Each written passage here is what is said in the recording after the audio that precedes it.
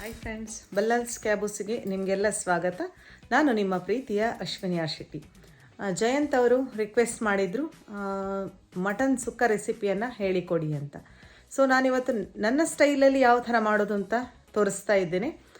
ನಿಮಗೆ ಖಂಡಿತವಾಗಿಯೂ ಟ್ರೈ ಮಾಡಿದ ಮೇಲೆ ಈ ರೆಸಿಪಿ ಇಷ್ಟ ಆಗ್ತದೆ. ಇಷ್ಟ ಆದರೆ ಈ ವಿಡಿಯೋಕ್ಕೊಂದು ಲೈಕ್ ಕೊಡಿ.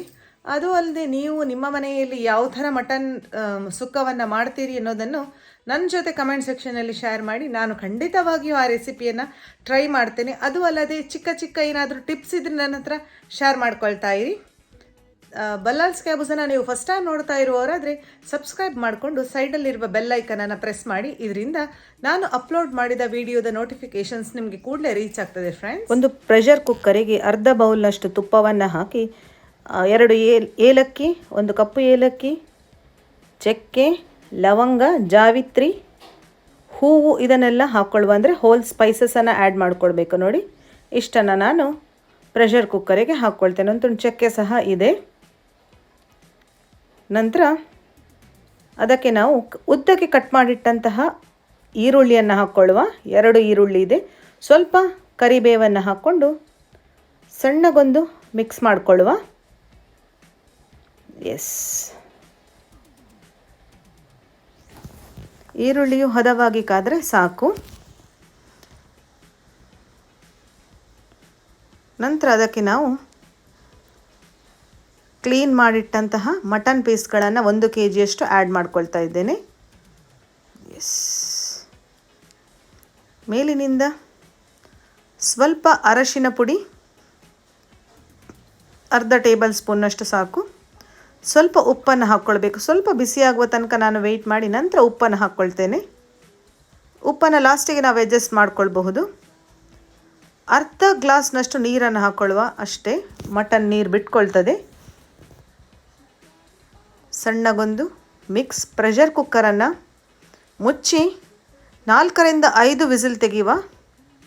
1 ಟೇಬಲ್ ಸ್ಪೂನ್ನಷ್ಟು ಕಾಳು ಮೆಣಸು, 2 ಟೇಬಲ್ ಸ್ಪೂನ್ನಷ್ಟು ಜೀರಿಗೆ, 4 ಟೇಬಲ್ ಸ್ಪೂನ್ನಷ್ಟು ಕೊತ್ತಂಬರಿ ಬೀಜ, ಅರ್ಧ ಟೇಬಲ್ ಸ್ಪೂನ್ನಷ್ಟು ಸೋಂಪು ಹಾಗೂ ಖಸಖಸೆ, 2ರಿಂದ 3 ಲವಂಗ, 1 ಹೂವು, ತುಂಡು ಚಕ್ಕೆ, 1 ಏಲಕ್ಕಿ, ಸ್ವಲ್ಪ ಕರಿಬೇವು. ಚಕ್ಕೆ ಹೂವು ಜಾಸ್ತಿ ಆದರೆ ಸ್ವಲ್ಪ ಕಹಿ ಬರ್ತದೆ, ಸೊ ನೋಡ್ಕೊಂಡು ಹಾಕ್ಕೊಳ್ಳಿ. ಇದು 1 kg ಮಟನಿಗೆ ಬೇಕಾಗುವಷ್ಟು ಇಂಗ್ರೀಡಿಯೆಂಟ್ಸ್. 12ರಿಂದ 15 ಘಾಟಿ ಮೆಣಸು. ಘಾಟಿ ಮೆಣಸಿನ ಖಾರ ನಾರ್ಮಲಿ ನೀವು ಮನೆಯಲ್ಲಿ ಅಡುಗೆ ಮಾಡುವಾಗ ನಿಮ್ಗೆ ಗೊತ್ತಿರ್ತದೆ, ಅದರ ನೋಡಿಕೊಂಡು ಹಾಕ್ಕೊಳ್ಳಿ. ಸ್ವಲ್ಪ ಬೆಳ್ಳುಳ್ಳಿ ಎಸಳುಗಳು ಸಿಪ್ಪೆ ಸಮೇತವಾಗಿ ನಾನು ಹಾಕಿದ್ದೇನೆ. ಘಾಟಿ ಮೆಣಸು ಗರಿಗರಿಯಾಗುವವರೆಗೆ ಇದನ್ನು ಹುರ್ಕೊಳ್ಳುವ. ಲೋ ಫ್ಲೇಮಲ್ಲಿ ಇದೆ ಫ್ಲೇಮ್. ಚೆನ್ನಾಗಿ ಹುರ್ಕೊಂಡು ತಣ್ಣಗಾದ ನಂತರ ಅದನ್ನು ನಾನು ಮಿಕ್ಸಿ ಜಾರಿಗೆ ಹಾಕಿ ನುಣ್ಣಗೆ ಪುಡಿ ಮಾಡ್ಕೊಳ್ತೇನೆ. ಮಟನ್ ಈಗಾಗಲೇ ಬೆಂದಿದೆ. ಒಂದು ಪ್ಯಾನಿಗೆ ಎಣ್ಣೆ ಹಾಗೂ ತುಪ್ಪವನ್ನು ಹಾಕ್ಕೊಂಡು ಜಜ್ಜಿದ ಬೆಳ್ಳುಳ್ಳಿ 15 ಎಸಳುಗಳನ್ನು ಹಾಕಿದೆ. 2 ಈರುಳ್ಳಿಯನ್ನು ಕಟ್ ಮಾಡಿ ಹಾಕ್ಕೊಂಡೆ. ಸ್ವಲ್ಪ ಕರಿಬೇವನ್ನು ಹಾಕಿ ಚೆನ್ನಾಗಿ ಮಿಕ್ಸ್ ಮಾಡ್ತಾ ಇದ್ದೇನೆ. ನೋಡಿ, ಎಸ್, ಹದವಾಗಿ ಕಾದಾಗ 1 ತೆಂಗಿನಕಾಯಿಯ ಹೂವನ್ನು ಹಾಕಿದೆ. ಸಣ್ಣ ಗಾತ್ರದ ತೆಂಗಿನಕಾಯಿ. ಎಸ್, ಪುಡಿ ಮಾಡಿಟ್ಟಂತಹ ಮಸಾಲೆ. ಈ ಮಸಾಲೆಗೆ ಎಷ್ಟು ಬೇಕೋ ಅಷ್ಟು ಉಪ್ಪನ್ನು ಹಾಕ್ಕೊಳ್ಳುವ. ಮಟನನ್ನು ನಾವು ಬೇಯಿಸುವಾಗ ಉಪ್ಪು ಹಾಕ್ಕೊಂಡಿದ್ದೇವೆ, ಸೊ ಈಗ ಇದಕ್ಕೆ ಬೇಕಿದ್ದಷ್ಟು ಉಪ್ಪು ಹಾಕ್ಕೊಳ್ಳುವ. ಘಮ ಘಮ ಅನ್ನುವವರೆಗೆ ಇದನ್ನು ನಾವು ಹುರ್ಕೊಳ್ಬೇಕು. ಲೋ ಟು ಮೀಡಿಯಮ್ ಫ್ಲೇಮಲ್ಲೇ ಈ ಫ್ಲೇಮ್ ಇರಲಿ. 2ರಿಂದ 3 ನಿಮಿಷ ಸಾಕು. ಕೈ ಬಿಡದಂತೆ ಹುರ್ಕೊಳ್ಳುವ. ನಂತರ ಬೇಯಿಸಿಟ್ಟ ಮಟನ್. ನೀರು ಎಕ್ಸ್ಟ್ರಾ ಇದ್ದರೆ ತೆಗೆದಿಟ್ಕೊಳ್ಳಿ, ಸೂಪ್ ಮಾಡಲಿಕ್ಕೆ ಯೂಸ್ ಆಗ್ತದೆ.